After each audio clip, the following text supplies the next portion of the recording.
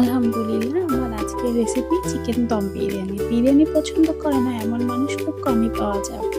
যদিও আমার খুব বেশি ভালো লাগে না, কিন্তু just me I couldn't believe I could this. আমি যেটা রান্না করেছি আমার নিজেরই বিশ্বাস হচ্ছিল না। যারা আমার মতো প্রথম রান্না করছো তারা একবার ট্রাই করে দেখতে পারো। তাদের জন্য আসলে আমি রেসিপিটা শেয়ার করেছি।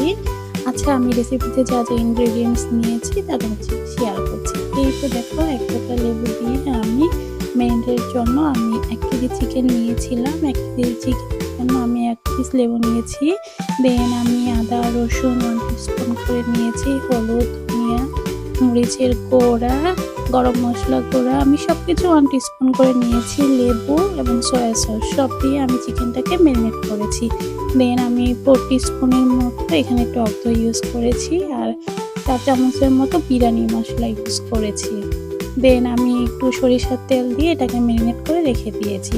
আর অপর দিকে এই যে দেখা যাচ্ছে আমি পেঁয়াজটাকে হাত দিয়ে একটু মেল্ট করে নিচ্ছি, কারণ আমি এখানে যেহেতু বেরেস্তা ভাজবো সেজন্য পেঁয়াজটাকে লবণ দিয়ে একটু মাখিয়ে নিলে বেরেস্তাটা খুব তাড়াতাড়ি হয়ে যায়।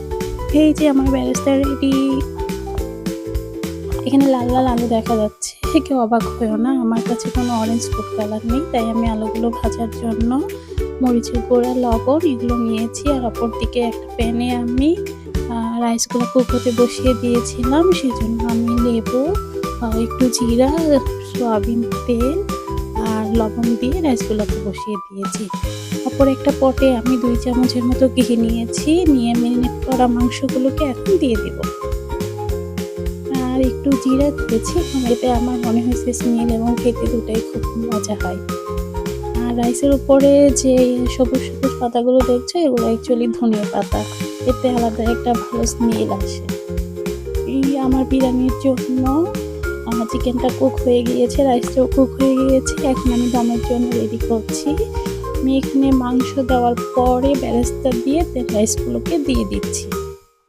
অ্যাকচুয়ালি আমার কাছে কোনো বড় পট নেই, তাই আমি 2টা পটে ভাগ করেছি। আমরা এখানে 6 জন খাওয়ার জন্য রান্না করেছিলাম। আলহামদুলিল্লাহ সবাই খুব পেট ভরে খেয়েছি। আচ্ছা, আমি দমে দেওয়ার জন্য এখানে উপরে যেটা দিয়ে কভার করলাম সেটা হচ্ছে দুধ আর হচ্ছে জাফরান। আর আমি একটু ফুড কালার ইউজ করেছি, আমার কাছে কোনো স্যাফরন কালার ছিল না, তাই আমি হালকা রেড ফুড কালার দেওয়াতে ওটা পিঙ্ক কালার হয়ে গিয়েছে। কিন্তু দেখো, আমার বিরিয়ানির চেহারাটা দেখতে কিন্তু খুব ভালো হয়েছে, সেরকম খেতেও খুব ভালো হয়েছে। এই যে ধোঁয়া উঠছে আর বিরিয়ানির স্মেলে পুরো বাসা ভরে গিয়েছিল। দেখতে যেমন সুন্দর হয়েছে, খেতে তেমন মজা হয়েছে। যারা আমার এই রেসিপি দেখে ট্রাই করতে চাও তারা করে নিও। আমার মনে হয় আই গেস সবার অনেক ভালো লাগবে।